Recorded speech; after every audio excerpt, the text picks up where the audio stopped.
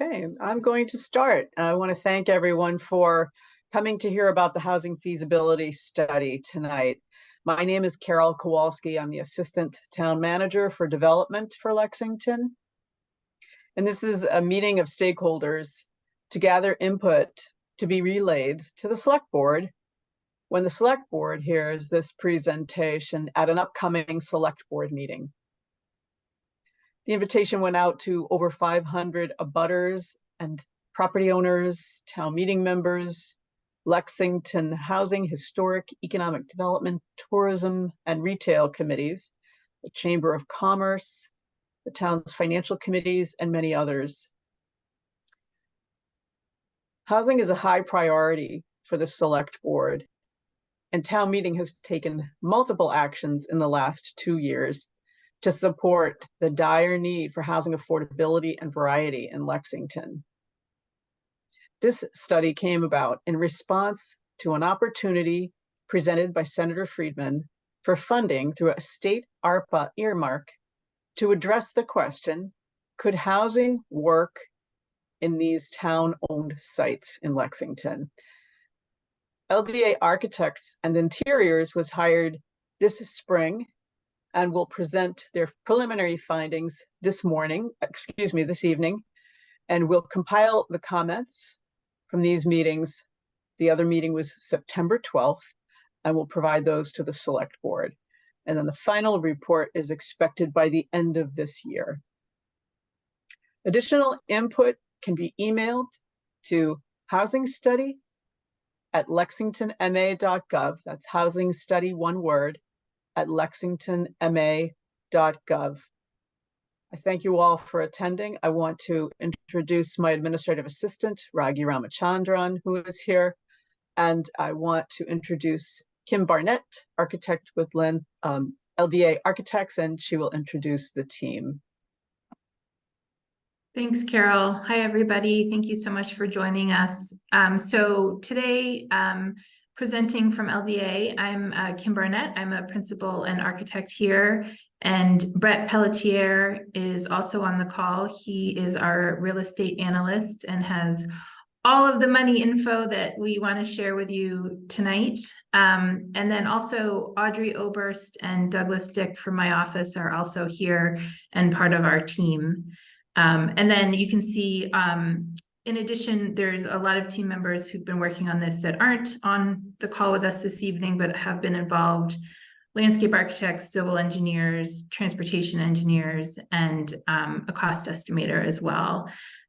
So Carol gave a great introduction there. Just to orient everyone, the 3 sites that we're going to be talking about today are Site A, which is the depot lot in Town Center; Site B, which is the lot behind 1701, 1751 Mass Ave, also in Town Center; and then 171, 173 Bedford Street, which is the swing space that was used by the fire department and is now being used by the police department. So I just want to give a general overview of today's agenda. We are hoping to get through mine and Brett's presentation first, and then we're going to leave lots of time at the end for questions. So I'll give a brief overview of the study process, and then I'll talk you through analysis that we did on those 3 sites, and very initial site programming for those 3 sites, really looking at what we could, what's the maximum unit count we feel like could fit on the sites in terms of housing. And then Brett will do an overview of his work in terms of identifying the housing needs in Lexington and looking at several models for how to provide housing for the community. And then we'll do 4 questions that we kind of have structured questions we're hoping people might be able to give us feedback on. And we'll ask those questions on a slide. Audrey will also be posting the questions via poll in the chat. So if you don't feel like speaking, or if we have so much feedback we don't get to everybody, please feel free to answer that poll, and we will include the poll responses in our final report. Just to think about the questions ahead of time, what we're looking for is feedback after you hear from Brett and I about, what do you think the priority for these sites are based off of the information that we share? Is there a clear front runner for you on which site would be most suited for new affordable housing? And on that site, what is your feedback on maximizing the number of units or a smaller development? And certainly we know parking is a really big issue for every town, and Lexington included. So, how should parking be managed on the sites? And then we're going to have plenty of time at the end after those 4 questions for open discussion, where we hope that you all will raise your hand via Zoom, and Audrey will be looking for those hands to come up, and we'll ask you to unmute, and then we'll be able to talk through your questions. There is also a Q&A available right next to the chat function. And if, again, for any reason you don't want to speak or you're not able to, please feel free to drop a question into the Q&A, and we'll also be keeping an eye on that. So let's just dive in on the study. As Carol mentioned, this study has been quite a process so far. We're right about in the middle. Our goal is to be done by the end of the year. So the first thing we did was we collected a lot of information on all 3 sites that the town was able to provide, and some additional research that the team did, in addition to a site visit and conversations with Carol's team. And based off of what we found in terms of the site characteristics and potential development opportunities there, and what Brett found in terms of the housing need for the town, we went into a conceptual planning phase where we considered each site and what the maximum of housing we felt could be developed on each site, and what housing mix in terms of affordability and market rate housing could be financially feasible. And that's what we want to present today. It's a pretty wide net. We've been open to all sorts of options. And so the goal of today and the meeting on the 12th is really to collect feedback and hear from the stakeholders and the town where the priorities are and how we can help to refine moving forward. And after these meetings and our meeting with the board, our next steps will be proposing recommendations for each site and developing design concepts. I did just want to emphasize, we're going to show some plans today and some 3D drawings, but those are really just space planning. There's not a design yet. It's really just about square footages and different types of uses. So just keep that in mind. And then just big picture, not able to read this, I realize this is our overall schedule. So we've had a good number of meetings so far. We're in this phase here where we're doing our stakeholder meetings. And then there's a good bit of work to get to December, where we take all the feedback we've gotten and we try and return with our recommendations for the site.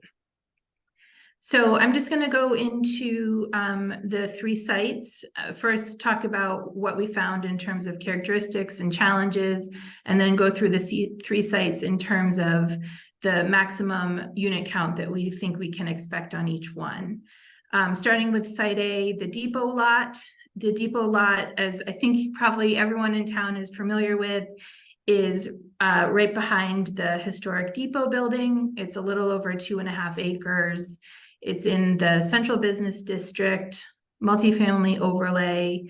It's partially in the Battle Green Historic District overlay.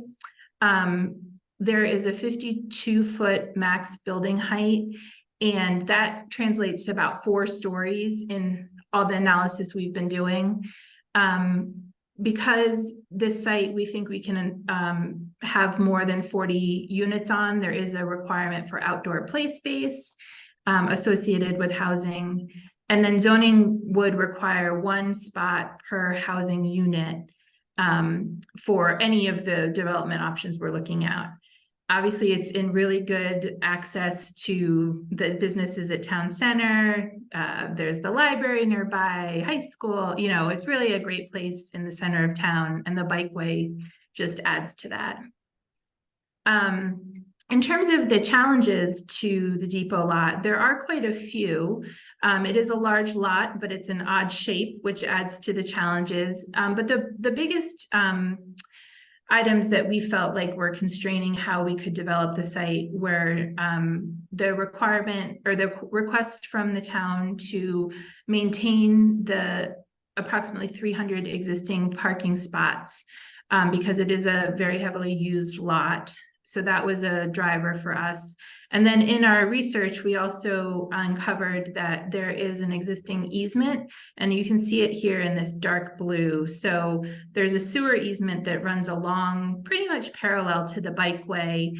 And without relocating that easement, it does constrain the buildable area on the site. Obviously, we're near to the historic depot building and the historic Herman and Company building. So that is something to consider. It doesn't limit our ability to develop housing, but it's definitely something to consider. There's also currently the tour buses that circulate from the Battle Green site through here. And so we have to consider that circulation as well. And then historically, we found in our historic research that this pedestrian connection has existed for basically as far back as we could find on the maps. So we feel like it would be important to maintain that as well. So that's sort of the depot lot characteristics that we've been looking at. The lot behind 1701, 1751 Mass Ave is constrained for different reasons. It's much smaller, less than an acre. It's in the same zoning district, same historic district. It has the 4-story max building height, the same 1 spot per every new unit parking requirement, and the same great access to a lot of the town amenities.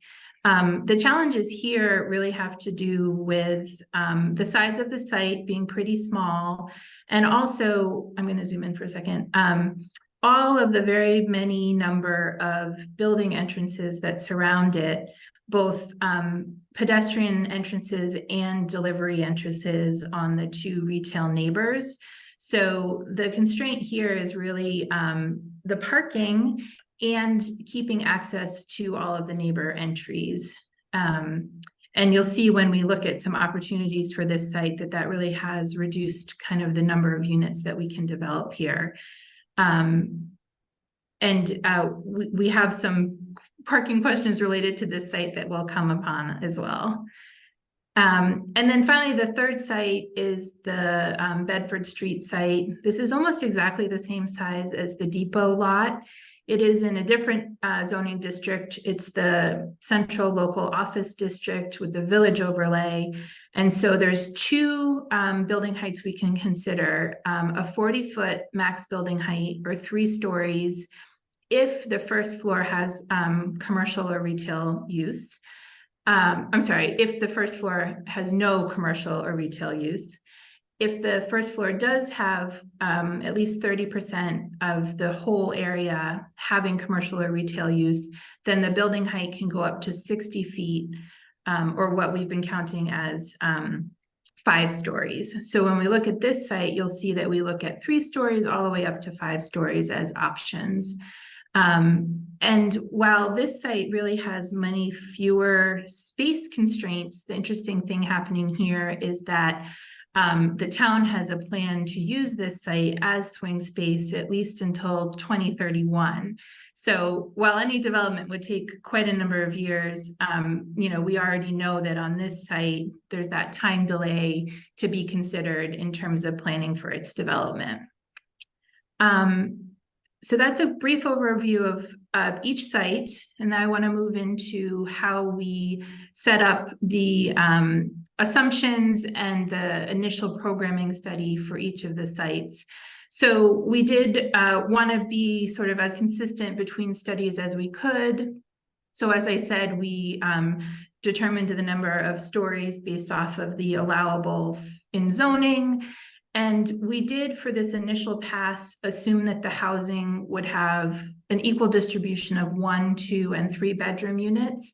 And Brett's going to talk about this a little bit more in terms of the practicality of that. So, but that is our baseline starting point. Obviously, we accounted for circulation, and we tried to be very efficient. So basically all of the floor plans that we're working on for efficiency's sake have a hallway down the middle and then housing units on each side. This is where I ask you to remember that these aren't designs, they're just space plans. So when a design does get developed, certainly that can flex. And then we did try in these initial programming studies really to follow the zoning bylaws. There certainly are opportunities in the future to ask for relief. For example, for whether or not commercial is on the first floor and whether we exactly are meeting the tree requirements for the parking and stuff like that. But we wanted to just assume for now that we're going to follow zoning and not request any relief for these studies. So for the depot lot, given all the constraints that I mentioned before, the buildable area of this lot, without removing the easement for the sewer, becomes sort of this northern edge here.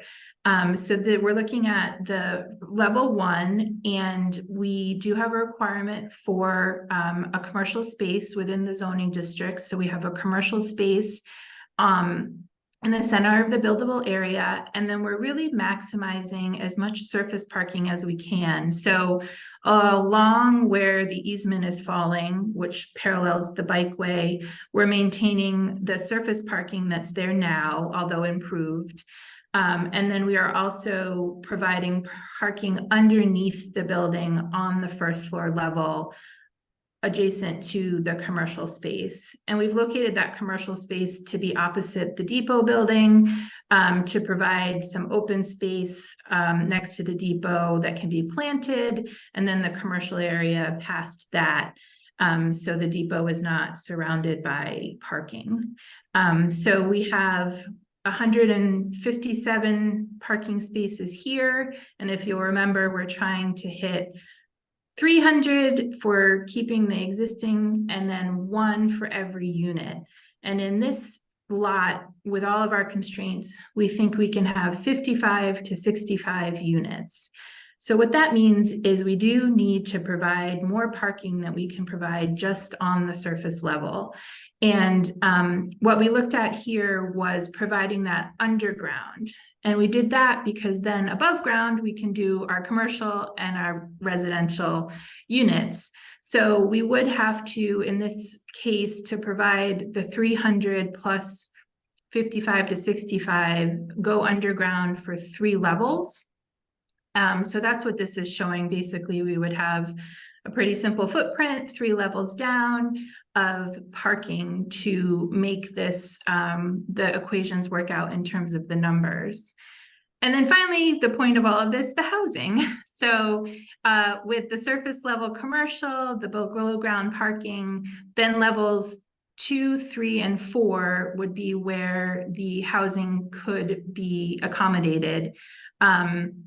And so we would have a combination of 1, 2, and 3 bedroom units on that double loaded corridor that I mentioned. And all of that yields that 55 to 65 units possible on this site. There is this open space to the right here in what we're calling the needle of the depot lot. And really, just given the geometry of the lot and the need to have an outdoor space associated with the parking, we are recommending that that be the primary planted area. And when we do that, if we keep the trees or we plant new trees there, that also helps some of our residential neighbors to be a little bit more distant from the parking and the additional housing. We're going to go back to all of these again at the end, so I hope I'm not going too quickly. Moving to the 1701, 1751 Mass Ave site. This one is our smallest site and it yields the smallest number of units. So given all of the circulation that we need to maintain to access our neighbors and the need to keep as much parking as we can on the site, we end up with a pretty tight L-shaped footprint where we can accommodate a little bit of commercial and then the entry to the residential. That tight L-shaped footprint is really challenging to build structured parking. So the depot lot, a nice rectangle, we were able to go below ground pretty easily. But here we just don't think that that's a very feasible approach. So in this case, we have not been able to maintain the 56 current parking spots plus the 1 spot per unit that would be needed. So there's a big asterisk over here that this solution only works if we do find within the town an additional area for parking spaces. So that's a big question that we can talk about later. In terms of how the residential units lay out, again, that L-shaped leftover space after we allow for circulation doesn't give us that very efficient hallway with units on both sides, but instead sort of an L-shaped plan. And that's part of why the unit count stays down 15 to 25 units. And then finally, the Bedford Street lot, as I mentioned, is sort of the most open in terms of buildable area. And then obviously that yields the highest possible unit counts here. We have the ability, we think, to do 90 to 100 units on the Bedford Street lot. And we have proposed those as 4 separate buildings just to keep the mass down. So while we're calling it a maximized building, we have taken some design initiative to not just propose a really large mass, but to break it down into a residential size building that would fit well on the site. But here on the first floor, which is what we're looking at, we would be providing the necessary commercial space. And then we would have parking for that commercial space and then 1 parking spot per unit. We're not having to maintain any of the existing parking because the police department will be in its new home. And so that parking constraint is a lot easier here. And given that this site is much more residential and tucked away, we not only have commercial space and entries on the first floor, but it's easier to put residential units on the first floor as well. And then when we get to the upper floors, obviously it becomes all residential. And we are proposing that we might vary the heights of those buildings, starting lower at Bedford Street to be more similar to the streetscape and going from 3 stories up to 5 stories at the back of the lot. So to summarize before Brett talks, and then we go through all of our questions, in the 3 lots, Depot is 55 to 65 units, and we are able to maintain the parking with below ground parking. The 1701, 1751 Mass Ave site is 15 to 25 units, and it is a challenge to maintain all of the parking that we want to.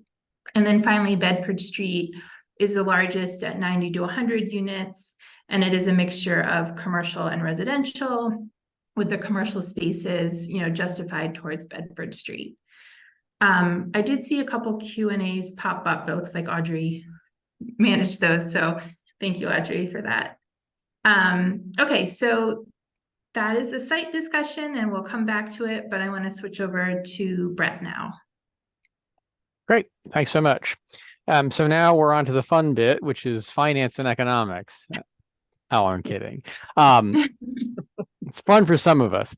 So we're going to be talking about some terms of the art throughout this, and you're going to read some of those, and these slides will be available for your, detailed study in future. So I wanted to set just a quick set of terms that we can kind of orient ourselves when talking about affordable housing and housing in general. And the first was a reference very often to SHI, or subsidized housing inventory.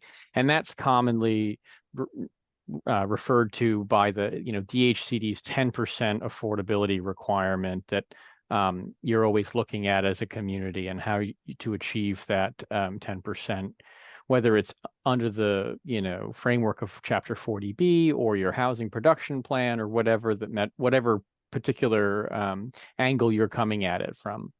The second is AMI, which stands for Area Median Income. And that's basically just the median income of all households within a statistical area. And in this case, you're in the Boston metropolitan statistical area.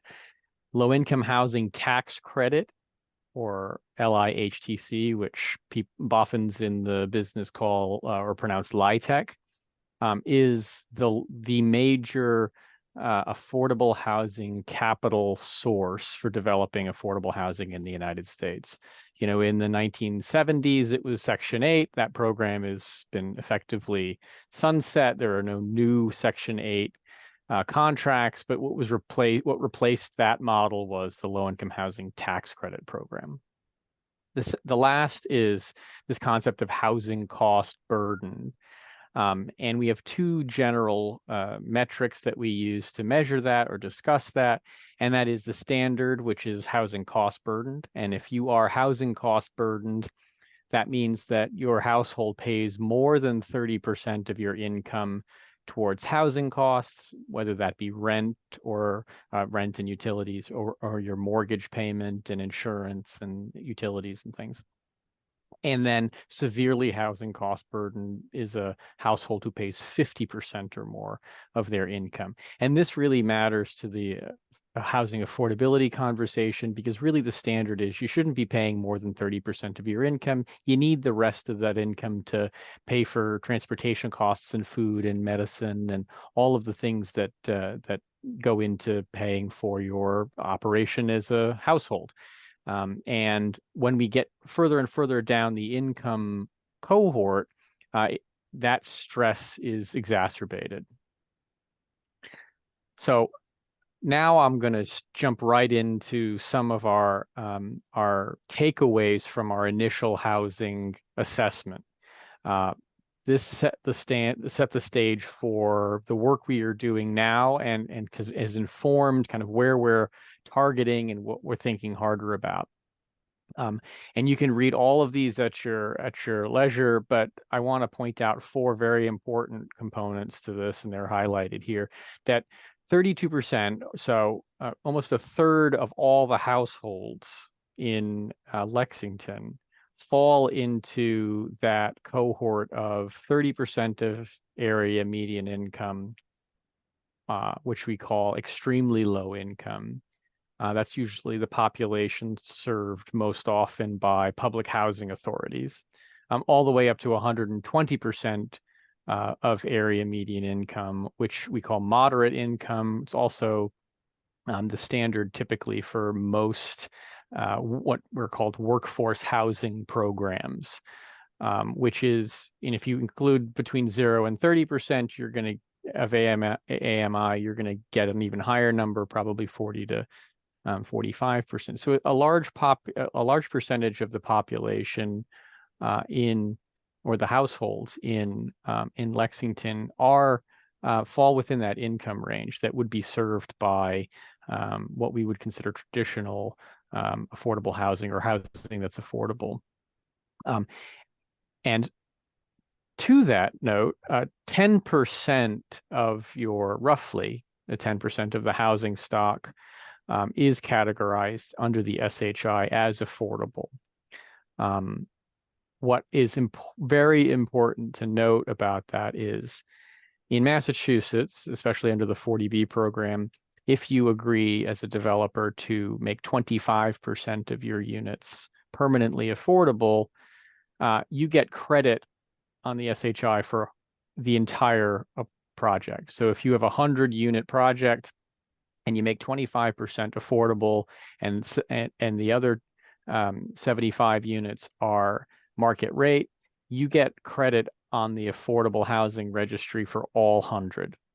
And so when you really dig into the numbers, a good chunk, I think it's roughly 40% of the entire inventory is unregulated market rate units. They just happen to be in rental projects that were that have a 25% or more fraction of affordable housing. So it's people sometimes say, oh, we've hit our 10%, we've done a good job, but really there is a lot more work to be done to getting additional affordable regulated housing stock.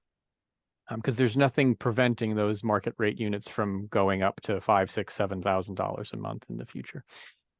So back to that housing cost burden exercise, 34% of the town's households in Lexington are housing cost burden. They pay more than 30% of their income. And almost half of those are, half of renters are housing cost burdened and 30% of homeowners. And so it's heavily skewed toward the rental side. And it's actually, that number is a bit higher than the Massachusetts average. And so all of this to say that Lexington's an expensive place to live. It has a very high cost burden and a low percentage or a low proportion of housing that's affordable to most working folks across the income spectrums of 0 to 120. And so there's really need across the board. So that doesn't really help me much because I'm trying to narrow down exactly what we're supposed to be focusing on. So if there's need across the board, we start to have a more pointed conversation about what exactly it is we need to achieve and how we can do it, what's economically feasible.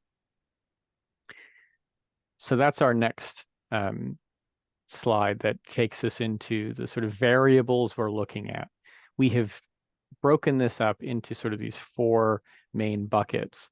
The upper left-hand corner quadrant is a really dedicated affordable housing model. It is, 100% or mostly affordable housing, no matter what the flavor, rental, tenure, or for sale. Below that is a mixed income model that would be a portion market rate, a portion affordable, could be at a variety of income cohorts, and at rental or for sale. And then also our rental model or an ownership model. And so we are sort of picking variables throughout this exercise. We're picking all of these 4 different factors and sort of blending them together to understand what is viable in the market. And we'll start testing those now.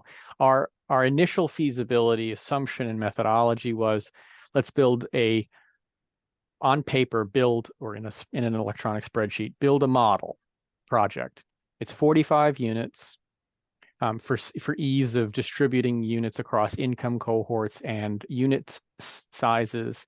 We took a third at 1 bedroom, 2 bedroom, and 3 bedroom units for simplicity of analysis as a starting point.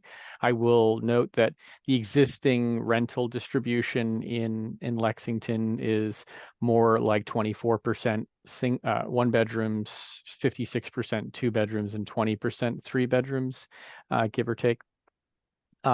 And something else to note, the low income housing tax credit qualified allocation plan, which is the QAP, which is basically the roadmap for if you want to build affordable housing under that program in Massachusetts, you have to conform to a certain set of standards.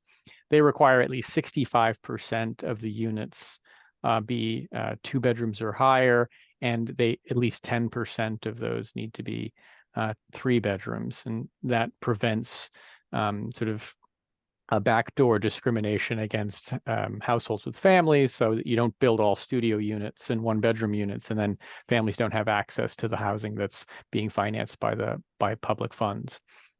So we looked at both single family condominium for sale structures and multifamily residential rental structures. Really, the economics don't work for single family fully detached. It's just too expensive to build fully detached, and you don't get nearly enough density.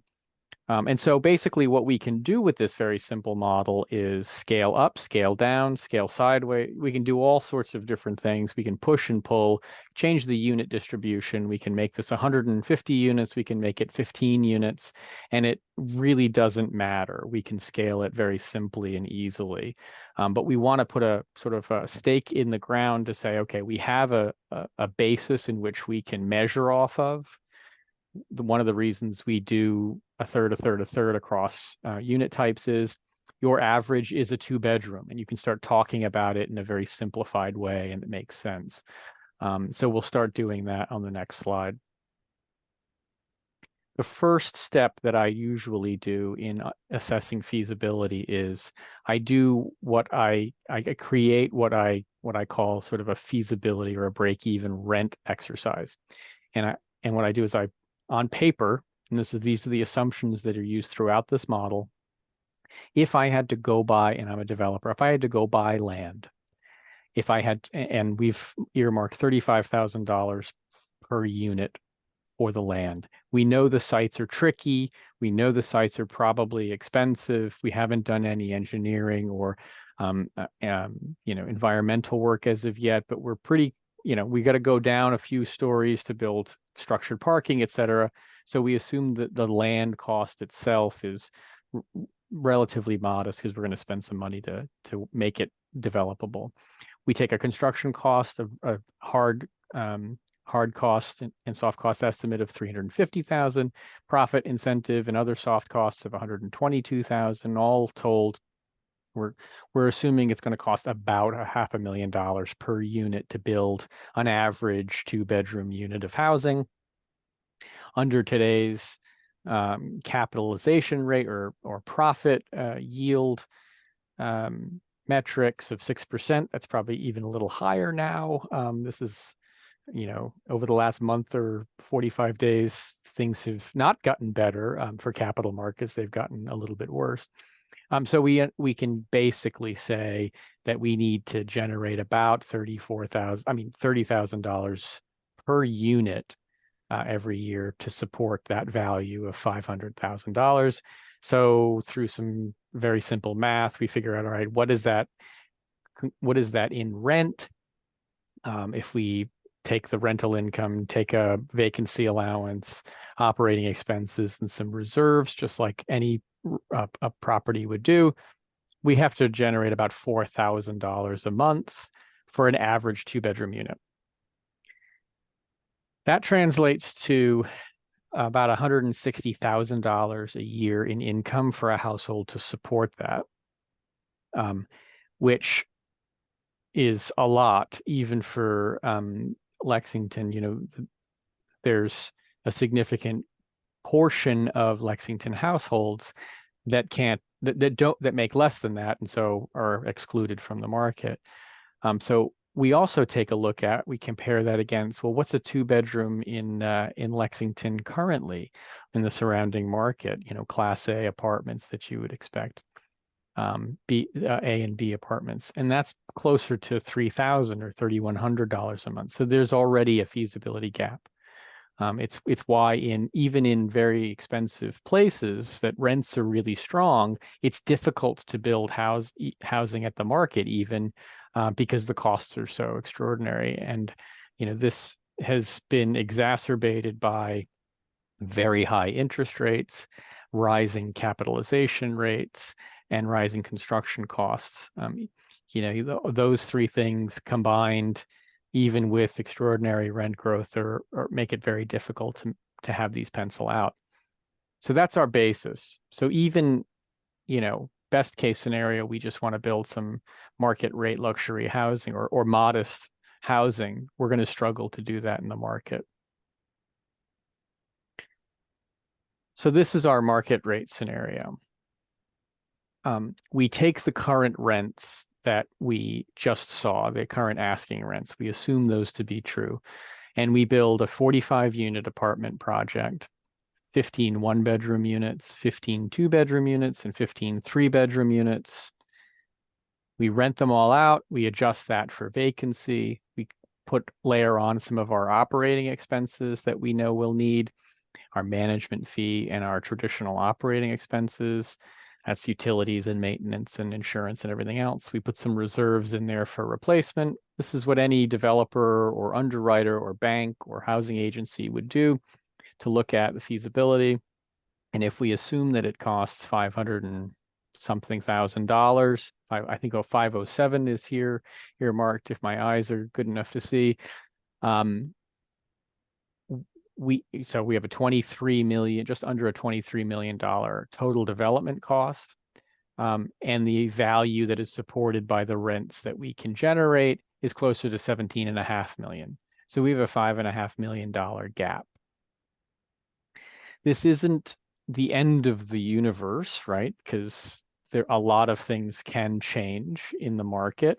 Rents could go up, and they likely have done, and they will. And if you build to a higher standard, I'm working on a project in a town adjacent, and the underwriting rents are significantly higher. They're, a little less than $1,000 a month higher, very high quality product. So it's doable. Interest rates can come down. Construction costs can ease a little bit. Cap rates can come down a little bit, making this a little bit more of a feasible exercise. But it sets the standard for how we measure our affordability going forward. And so there's a gap of about $120,000 per unit. So now we'll test our affordable rental models. And what we've done is we've built another 45 unit, same development. It's going to look exactly the same. Nothing would be different about it, except this is a traditional low-income housing tax credit project. 100% of the units at the property would be restricted to residents earning less than 60% of the area median income. And you can see that the rents are significantly lower. They're $1,600 to $2,300 a unit. So the income you can generate is significantly lower. We have the same vacancy. We have the same management fees. The expenses are a little higher on a percentage basis because the income is slightly lower. And we get to an income that's about $550,000. And if you were to go to a bank and say, I have $550,000 at the end of the year in income, what can I finance? And they'd tell you about $8.5 million. So we have a funding gap between that $23 million cost and that $8.5 million financeable value of about $14.5 million. That's $320,000 a unit. Again, not the end of the world, because this is a low-income housing tax credit project. And in Massachusetts, we can get both federal LIHTC credits and state LIHTC credits at a maximum of about $250,000 per unit. And we can finance a chunk of that $8.5 million value, real estate value. So we get a $6.7 million mortgage, bringing our total funding gap down to about $5 million. Or about $110,000 a unit, $109,000 a unit. Now we test basically whether or not that makes sense relative to what we know about closing that funding gap for affordable housing. And Massachusetts, for better or worse, is known as the alphabet soup state of affordable housing programs. We can fill that gap with home funds. We can fill that gap with CPA funds, affordable housing trust money, donated land, all sorts of sources of either soft funding, grants, soft loans, things like that. And $109,000 is per unit is in my opinion, I've been doing this for almost 20 years, a bridgeable gap. There's a lot of opportunity to close that gap and make a project like this feasible. And so that's good news, right? You're at least on the 100% affordable side on a traditional LIHTC model. This would work. This would likely work in the market, and there would be a response to it in the affordable housing development community. Then after that, we say, okay, we've ticked that box. Let's look at a traditional, what I would call a Chapter 40B style model, where 25% of the units are affordable at 80% of the area median income, and the other 75% of the units are market rate. And you can see, we've got a smattering of units at 80% of AMI with the rents that are statutorily limited there, and also some market rate units. We've bumped those rents up to assume that in the future they'd be a little bit higher and we'd build a really nice product and we could rent it. We have the same math. We vacancy, management fees, operating expenses, and we capitalize that income at the same rate. We have a $3.5 million funding gap, about $78,000 a unit. What we don't have access to in this model is the offsetting capital sources from the low-income housing tax credit. We typically don't have those earmarked funds for affordable housing. There's limited subsidy for a product that is mostly, or a project that is mostly market rate. But $78,000 isn't a huge gap. We could probably value engineer some of the project, reduce some of the construction costs. There could be increases in market rents that achieve that same effect, decreases in interest rates and yield requirements that would make this pencil out over time. And I think the note I have is this is based on a 6% cap rate. If you reduce it to a 5% cap rate, or even 5.25 or 5.5, you start to have no funding gap or a positive profit at the end of the day. And so it's a very sensitive to, housing is very sensitive to what's going on in the capital markets. And so this is doable as well, if that were to hit, to go into the market. Now, the last rental model we're using is what I would call a true mixed income model. We have got some market rate units. We have got some 100% AMI units. Now you're in the workforce housing kind of spectrum. You got some 80% units, those sort of 40B style units, and you've got some 60% median income units. These are really across the spectrum of affordability. A quarter, 25% at each level. And we do this to show how each of these scenarios changes the feasibility. We do the exact same math, which I'm not going to run through again on adjusting it, and we come to a funding gap of about $160,000 a unit. The challenge with these types of projects are the sources of capital that flow to mixed income models like this are limited, or they're more limited than 100% affordable or the majority affordable at a certain level. You're not really going to get tax credits for a project like this because, well, you're not, because 40% of your units would have to be affordable at 60% of AMI to get access to LIHTC credits.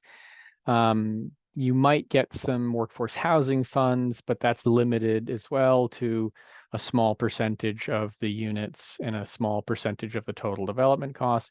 And so it makes it very difficult. It makes it difficult to envision on paper.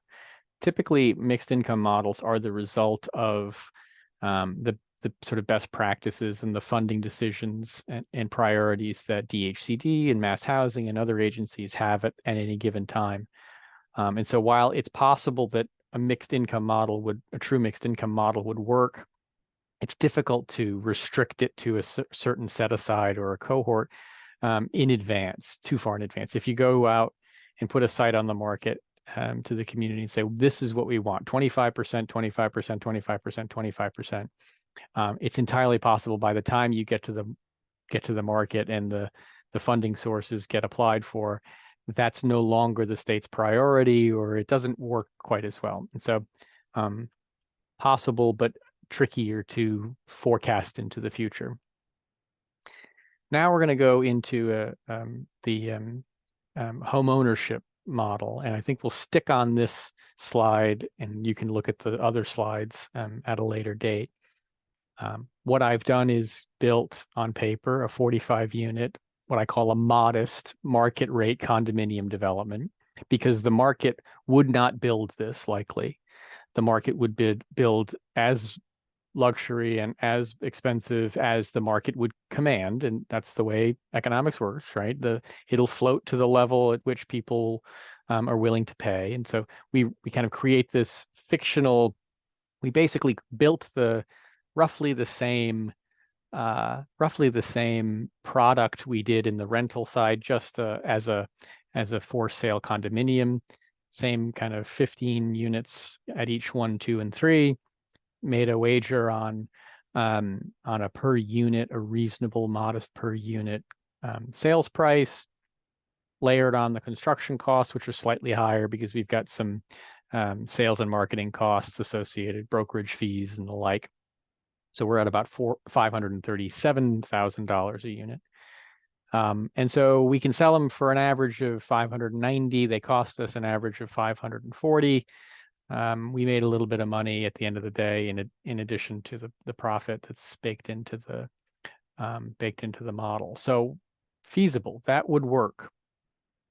You start to layer on affordability, and that is set underneath this in this orange slide, and we took it at 80%, 100%, and 120% of area median income, basically because if you're under 60% of area median income, home ownership, no matter how great the interest rate and the down payment assistance terms are, is still very difficult in a high cost market. You're still subject to paying for insurance. You're still subject to paying for taxes and maintenance and homeowners association fees, and all of the costs that are associated with that. And it becomes a very difficult exercise below 80% of AMI. So we stuck to 80 to 120. And the Regional Housing Service Organization provides their estimates on the prices that are the sort of maximum price that can be charged at each of those income levels, which you can see at the 1 bedroom at 80%, the maximum price that could be charged is $230,000, all the way up to a 3 bedroom at $467,000 for 120% of AMI. So, and sort of layers in between. And if we assume there's a cost to develop of about $400,000 for a 1 bedroom, $500,000 for a 2 bedroom, and $600,000 for a 3 bedroom, we've got a gap, right, at every step of the way.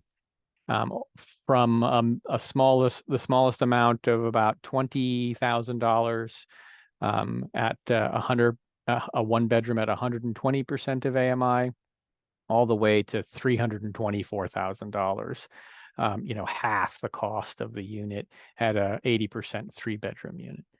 And so while these numbers may not seem too extraordinary compared to the rental side, there are far fewer resources available, and in some cases, zero resources available for sale affordable housing.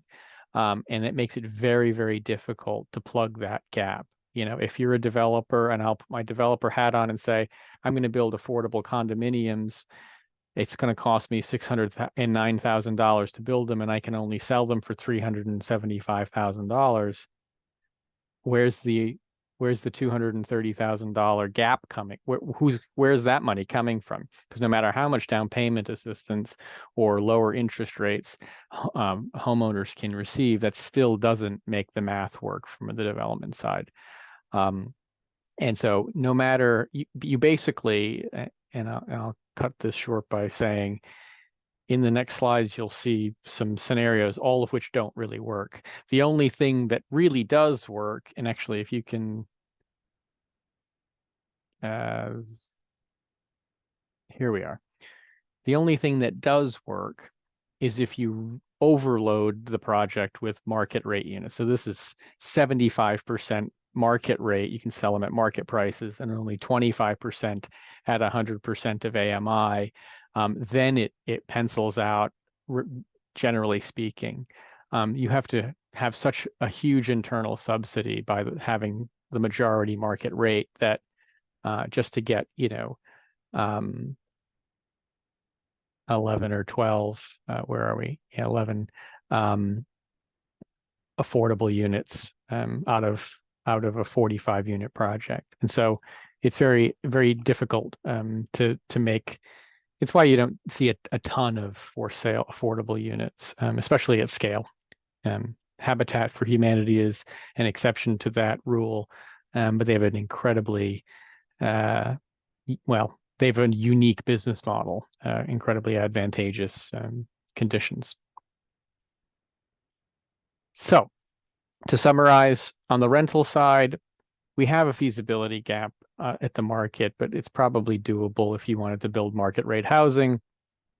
I'm not sure that there's a strong argument for market rate housing on municipally owned land, but at 100% affordable, you definitely have a path forward.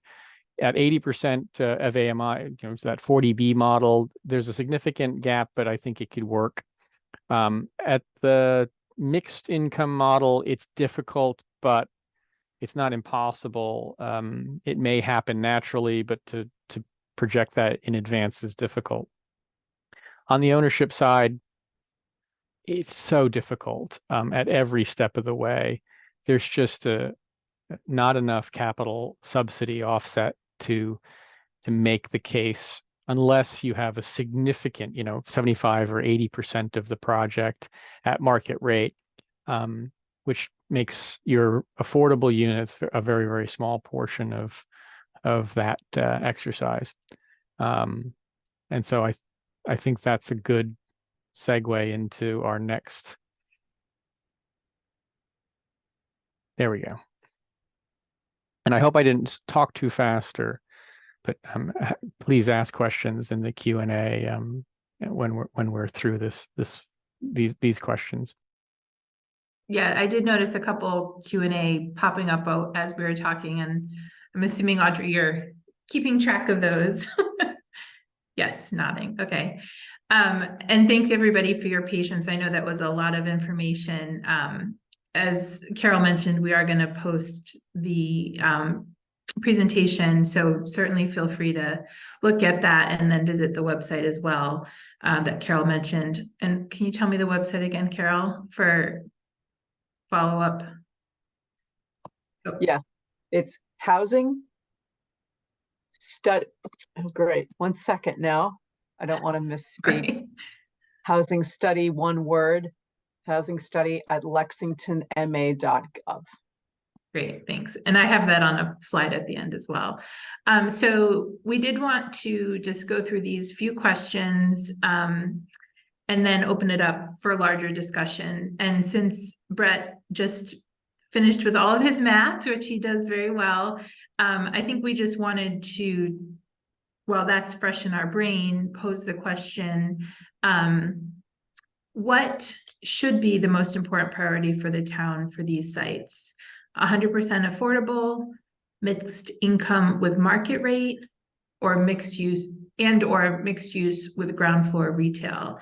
And, this is an opinion question. This is based off of what you all know as stakeholders, and then the information that Brett and I shared. So there's no wrong answer. We're just looking for your feedback. And Audrey has also posted a link to the poll if you'd rather give feedback that way.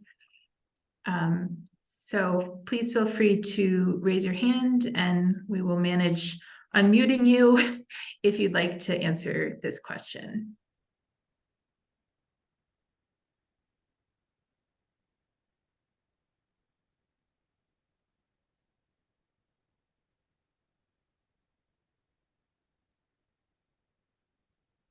I see Bridger has their hand up, so I'm going to try and do this.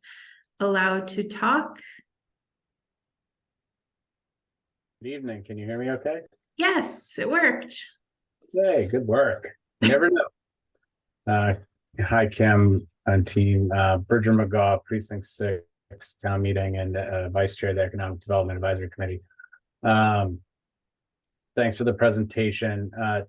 So I think I just have a couple questions to understand the model.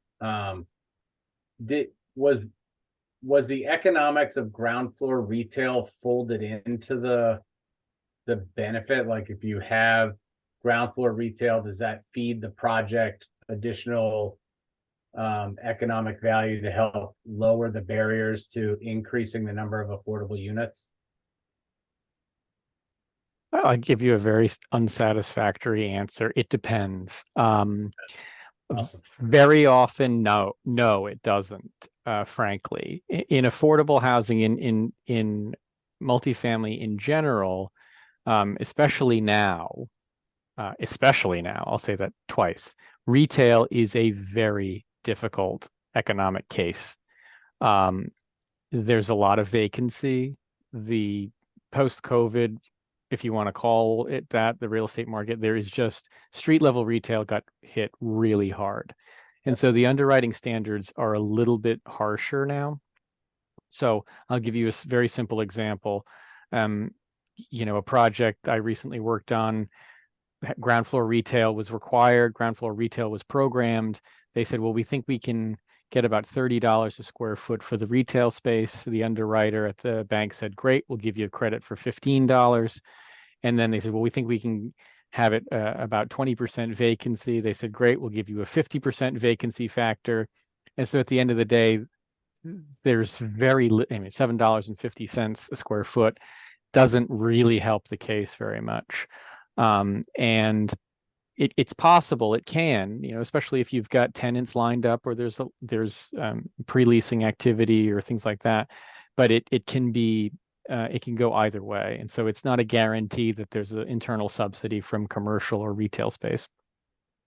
So this said ground floor. Thank you for it depends. As a consultant, I get it. Oh, also, I would say that the model does not consider, it basically assumes that if there is ground floor retail, it's a wash on the revenue side. Okay, because that would be good to probably note on the report, because the design, the site plans include retail, but they therefore are not part of the economic calculation if they're a wash.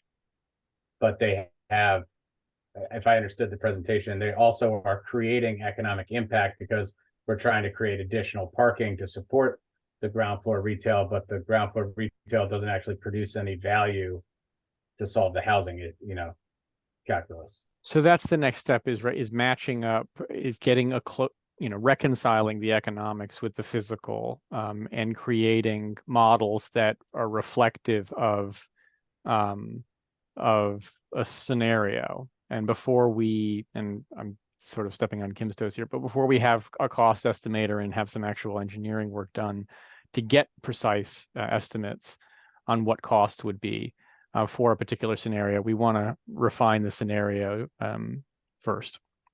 Yeah, I agree. I just offering up. Understood. You put that question right here, but it's not actually on the other scenario slides, but I appreciate that you're trying to factor it in somehow.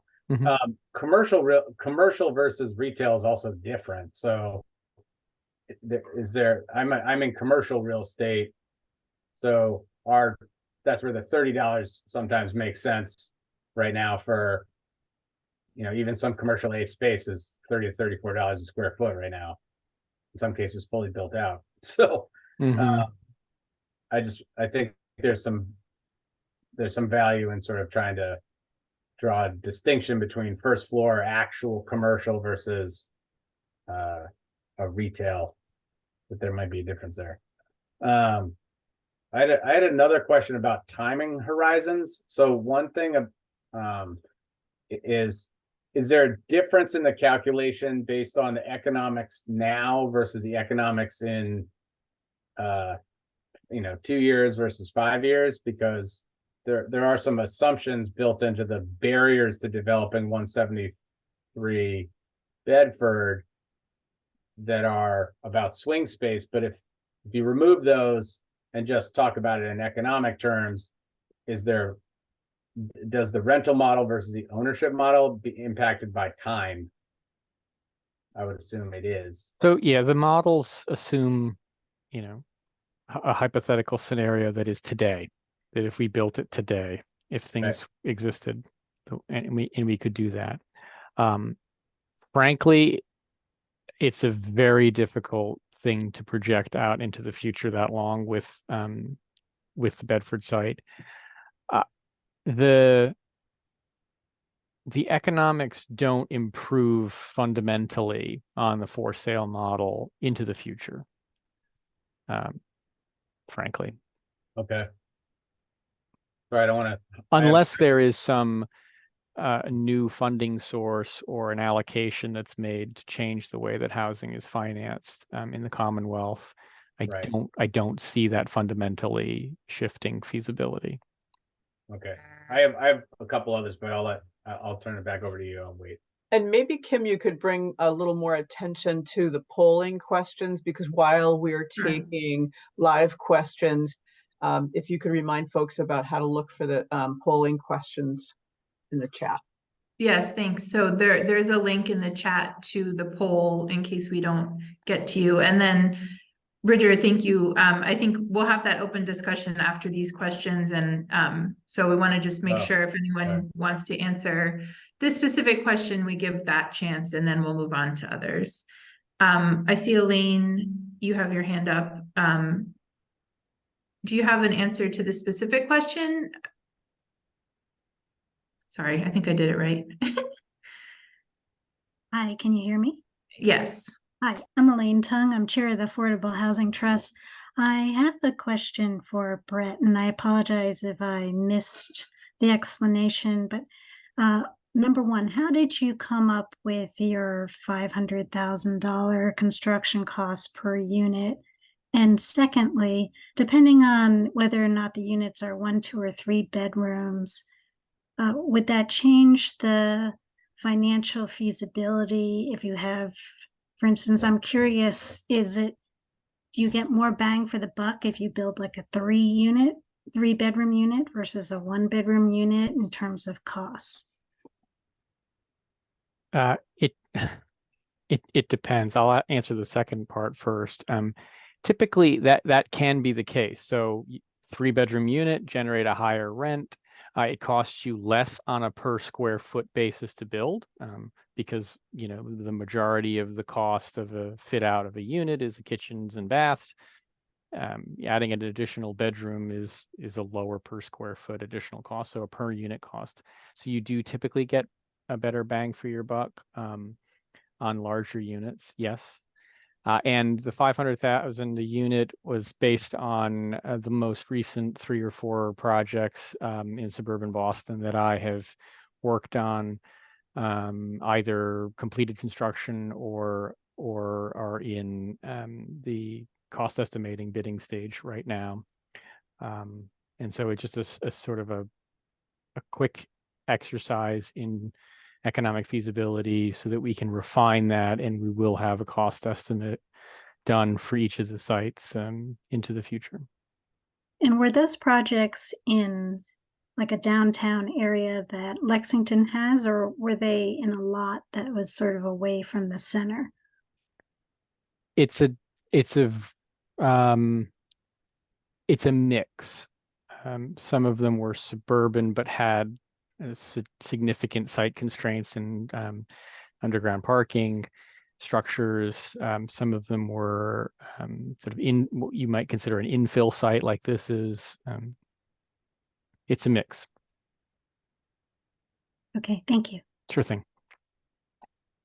So I think it seems like people have some specific questions. So I'm just going to move on through these listed questions, and then we'll be able to take general questions. And I do see them stacking up in the Q&A, so we're not ignoring you. If anyone was able to find the polling question, Kim? I did just check. I saw 2 people ask that, and so I just was asking them to confirm whether they could find it in the chat. Right. I think I saw that Audrey did post it to everyone in the chat, so I think it should be, yes. Yeah. I guess if someone could put in the Q&A whether they're not able to find it, that would be helpful. Okay, well, we'll we'll wait until someone does that.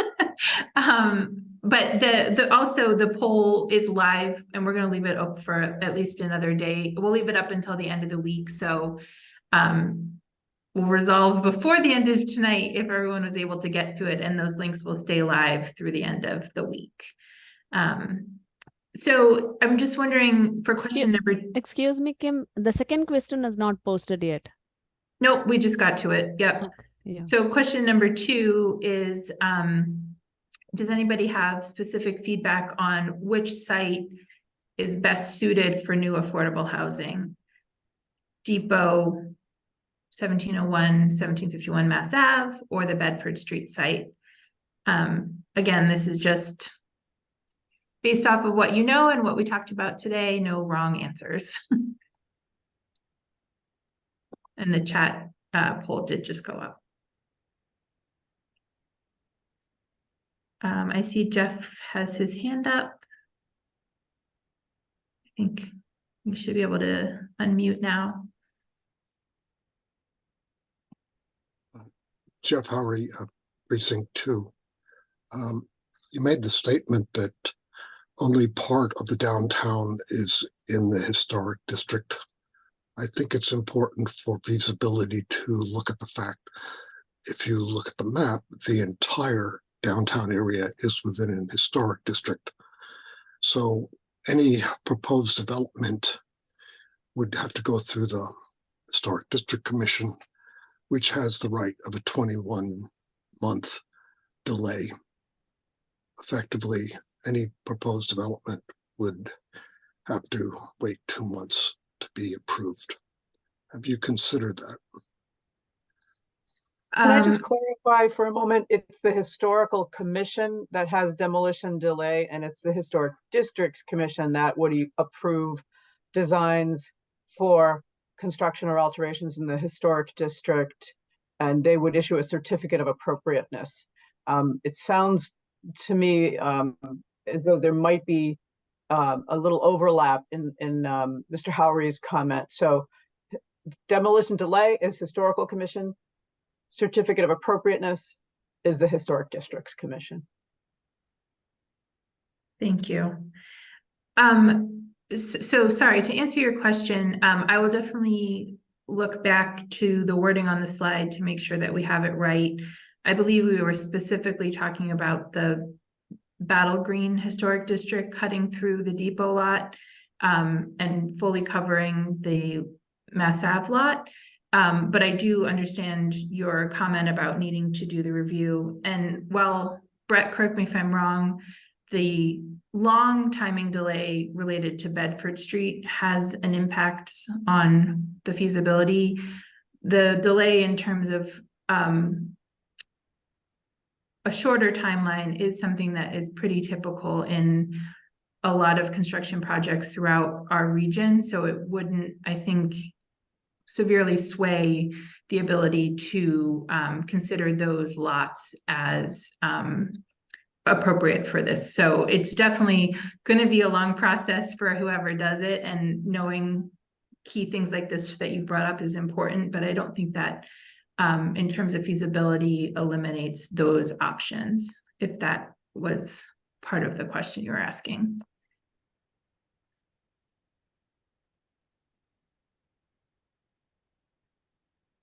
So we can get to the open discussion. I am going to move on to question number 3 to see if there's any specific feedback. What we presented tonight were where we were considering the maximum development size for affordable housing in terms of unit count. Obviously, we could recommend something less than that. So if anybody has feedback on whether a recommendation for less than maximum development on the site should be considered, it would be helpful to hear that or your thoughts on it. And I think Audrey did post that. Russ, I see your hand up. Hi, folks. Can you hear me all right? Yes. Great. Well, this is, I guess, one way of answering a question. The depot lot proposal, you're going through it a little bit quickly there, but it appears that when you look at the potential for above ground housing, you are requiring, what did you say, 3 levels of below grade parking be built with it? Right, so that's a combination of the need to provide 1 parking spot for each new residential unit, plus replacing the surface spots that we would be taking up with the building to meet the request that we have the 300 existing spots remain. So the total number becomes 350 to 360 that are required. And given the buildable area and the easement that we can't cross over for the sewer line, it does require several levels of structured parking. We did in the last meeting have a couple people ask questions about whether above grade structured parking rather than below grade structured parking would be more have a better cost, a lower cost. So certainly we are planning to speak to our cost estimator about what that difference is to build down versus building up. But there would need to be structured parking to accommodate the 300 existing plus the 50 to 60 required for new housing. Thank you. I would say that level of structured parking is going to make it the feasibility very, very difficult, whether it's market rate or affordable. And so I think that behooves you to take a look at some different ways of thinking of the capacity of the site and the amount of parking that's necessary for the housing to see if you can come up with something that doesn't drive such a high structured parking need and cost. I like the idea of maybe a parking deck being put on part of the site to replace some of the public parking perhaps, but 3 levels of below grade parking for rental housing, I don't think I've ever seen that. So yeah, it is a challenge. Yep. Agreed. Yeah, think differently. Thanks. Yeah, thank you. And actually, you're ahead of the game because I think you actually were sort of answering question number 4 there about parking, and in particular, the challenges of the depot lot and the Mass Ave lot. As Russ very keenly pointed out, structured parking is an expensive endeavor on the depot lot. Certainly, we will look at above ground structured parking versus putting it below to help with our construction cost. And on the Mass Ave lot, I think I mentioned that with our proposal for housing there, it is really challenging to meet the 56 current plus the 1 for each unit developed. And so we were interested in ideas of other possibilities for parking in other town lots. But just sort of, if anyone has parking related comments, it would be great to hear them. Or could post them into the poll.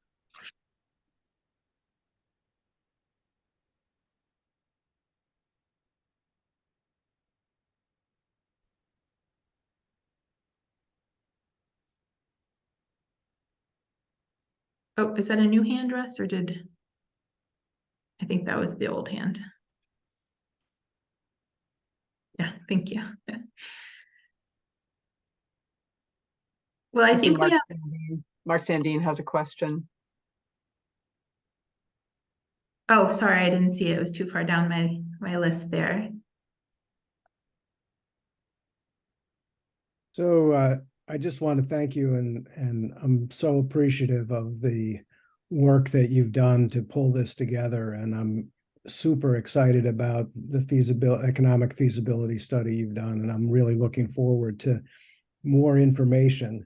One of the things that I'm hoping to see, the economic analysis looks like it's focused on 45 units. I'd be very interested in having some sort of scenario analysis that looks at what that feasibility gap that you were looking at looks like if we're looking at higher number of units and lower number of units. And I would reinforce the comments that folks have been making about parking. I'd love to see how the economics are impacted by whatever parking decisions we make. But this is incredible work, and I'm really excited to see this moving forward. Thank you.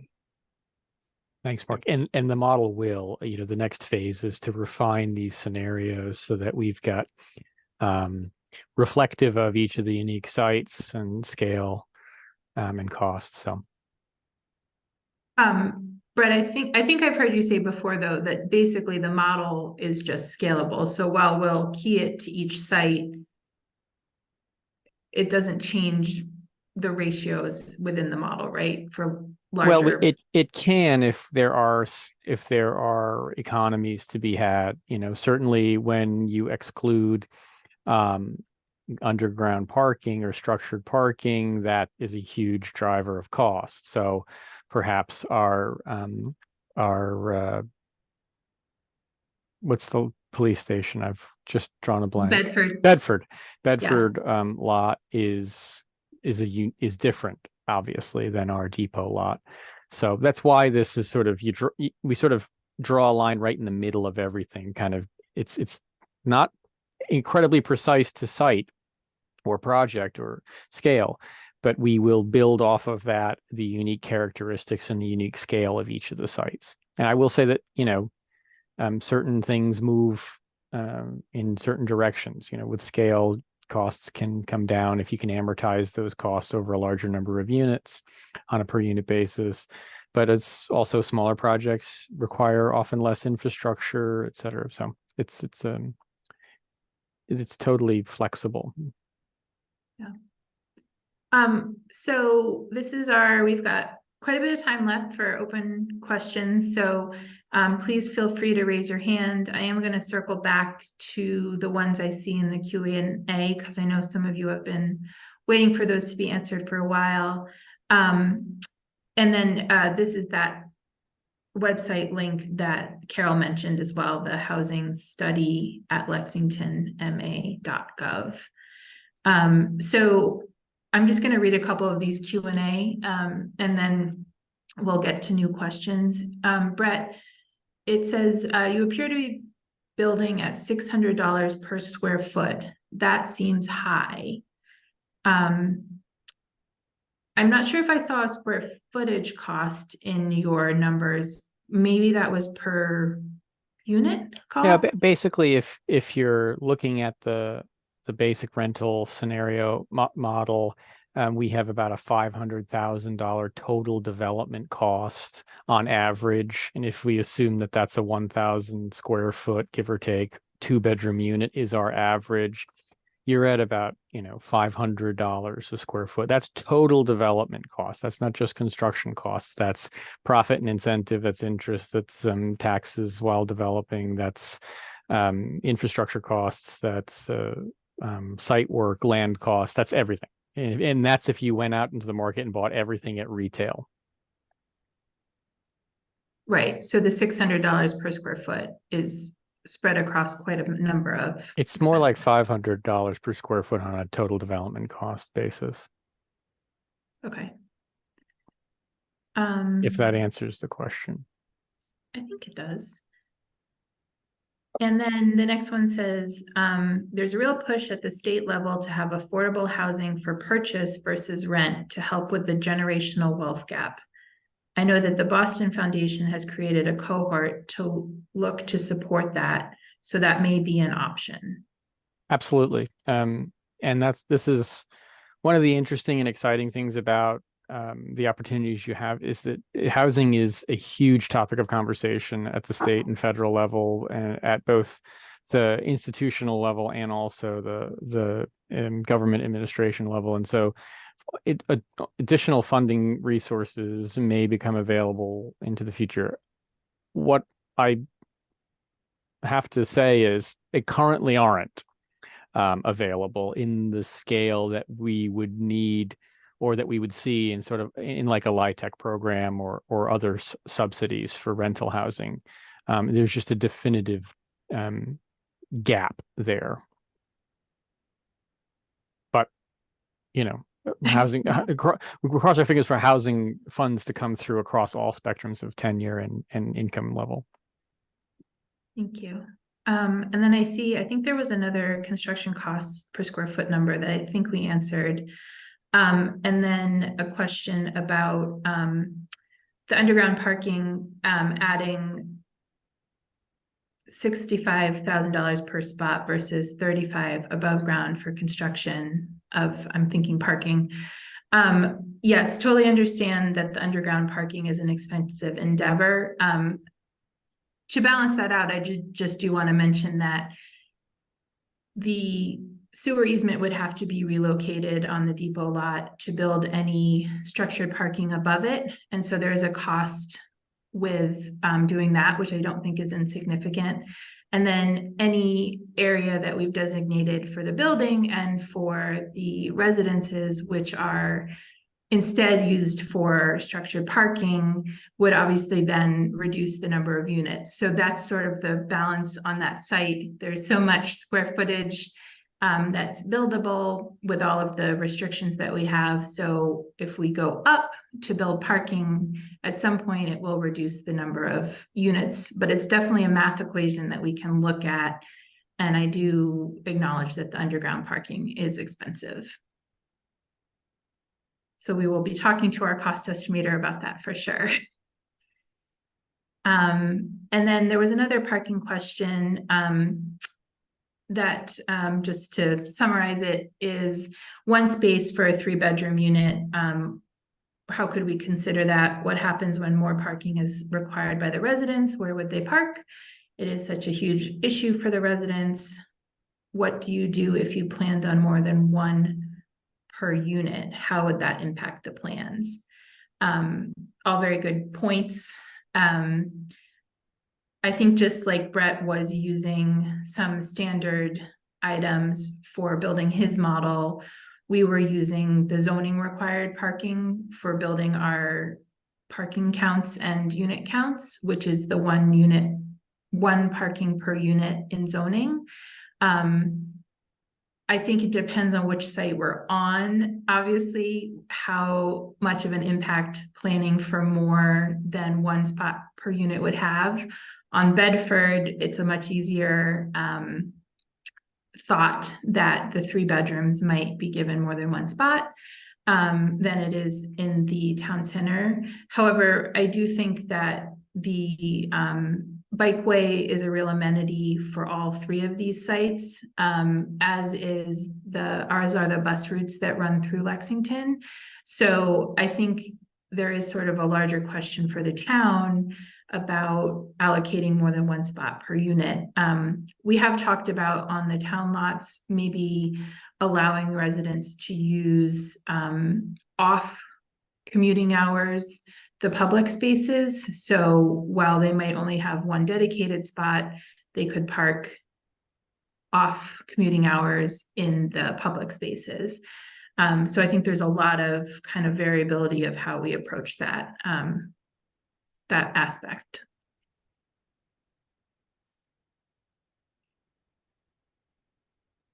Hopefully that answers your question. Okay, Bridger, I see the hand is back, so I'm going to unmute you. Oops, there we go. Thank you. This has been really informative. I'm even more interested to see what the next steps and how the analysis continues to evolve. I had 2 questions. One is, I wonder if the arguments that you're trying to make about what's the most feasible and where the economics make that feasible more likely to be constructed are being hamstrung by the belief that you have to not build 173 Bedford until 2031. And so that might be, it seems to be biasing the hold on that, or creating a hold on that property's feasibility, when maybe whatever those requirements are can be met by other means, like whatever that swing space is, and the requirements to develop it can be use other existing commercial space, et cetera, to solve those problems, if the goal and the priority was to develop one of these sites in the nearer term. So that's one that I think is sort of it was in the front in the assumptions, but I think should kind of be clarified or removed as a barrier for since this is really about feasibility, not about,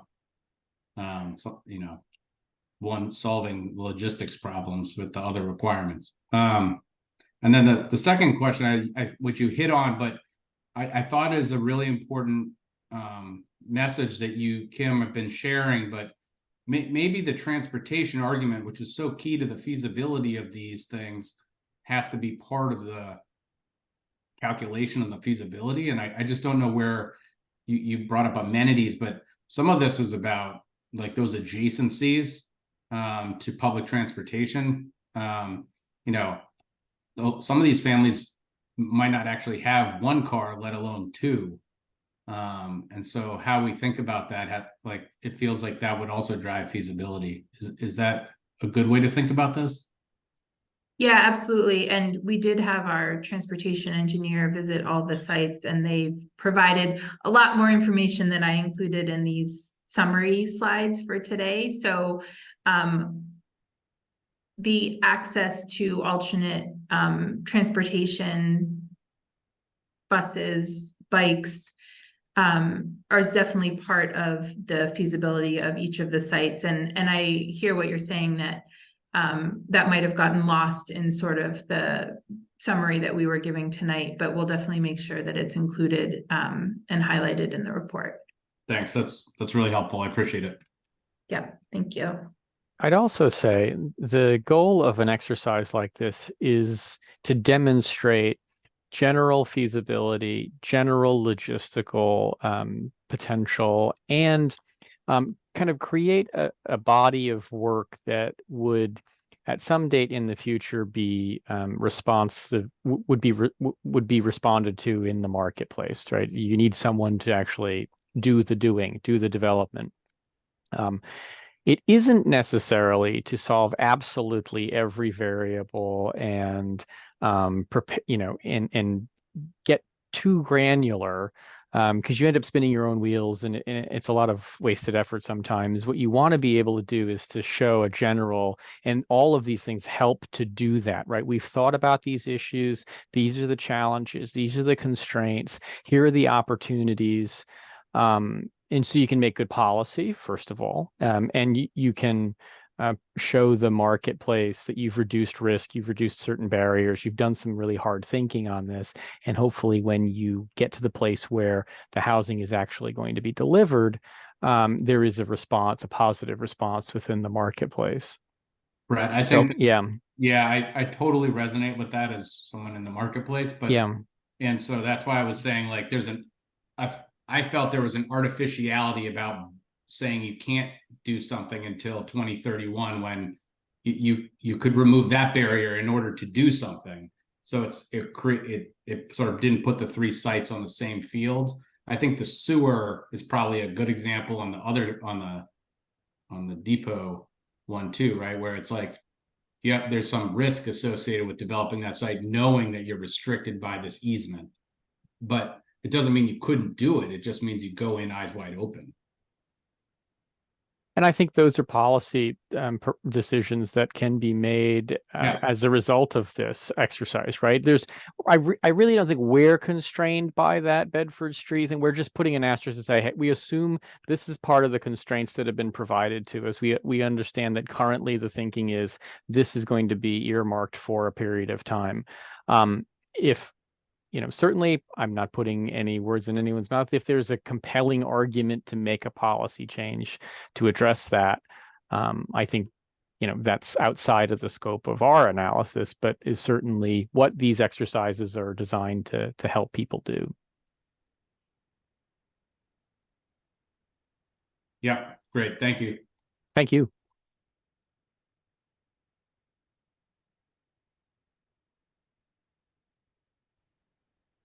I'm seeing a lull in our raised hands here. We'll let it, there we go. Hi, Bob. I'm going to unmute you. You should be able to unmute yourself now, Bob. So I have this question. Yes. You referred to 4 projects in other communities. in any of those communities or Community Preservation Act funds being used for rent supplement programs so that people at very low income levels and people who the 6,000 families that are in shelters can so that these projects will provide some benefit for that population. So when I referred to the 4 projects, I was talking mostly about the source for recent construction costs and development costs. What as a baseline. On the operational side of things, I suppose there would be no prohibition to that, but it doesn't. I can't answer that question. I don't know. It wouldn't necessarily impact the feasibility of our exercises Well, a tremendous amount. I have an additional comment. Sure. People at 100% of AMI can find good housing in other communities. Is Lexington gonna just sit by and watch our neighbors provide shelters or deal with people with very low income and, you know, to a considerable extent, help people who can find good housing elsewhere? That's my question. I'm a member of the CPC and the Housing Partnership. So Yeah, and I would say I would like for those comments to be on the table. Yeah, and I think those are the sorts of questions that this early feasibility raise is next, and why we've asked some of those questions in the chat is what are your priorities as a community, so that we can then refine.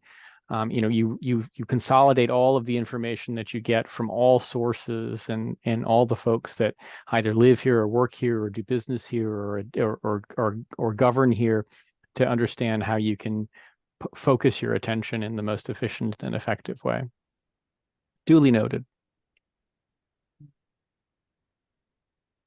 Thank you.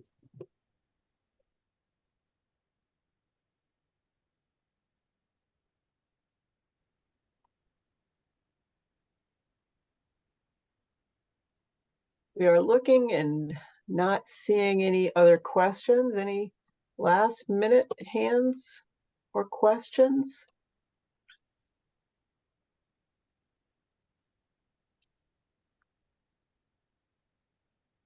I want to thank everyone for attending, and please do respond to the poll questions. It's very helpful to get your feelings on these questions, because it will help to inform some of these policy decisions like the one that Mr. Pressman just raised. So that will stay open. And Kim, where will people be able to find that if they want to continue to answer those poll questions? Did you mean just within tonight's presentation or afterwards? So the links given today will stay active. We can certainly coordinate with you to post those links somewhere else.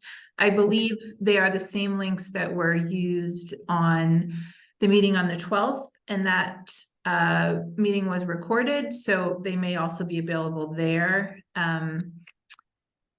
Great.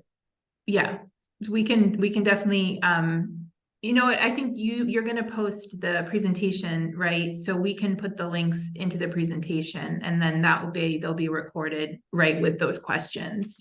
And we can keep them open. I was suggesting to the end of this week. If you'd like to extend that, we can extend that.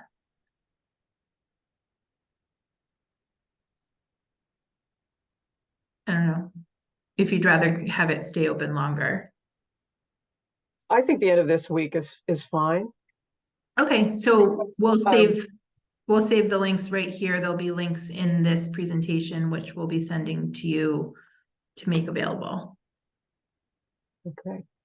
And the select board will hear this full presentation, and then LDA will work and team will work on refining the model with a little bit more specificity to the 3 sites on the ground in Lexington, and that we will expect to present publicly as well before the final report is delivered.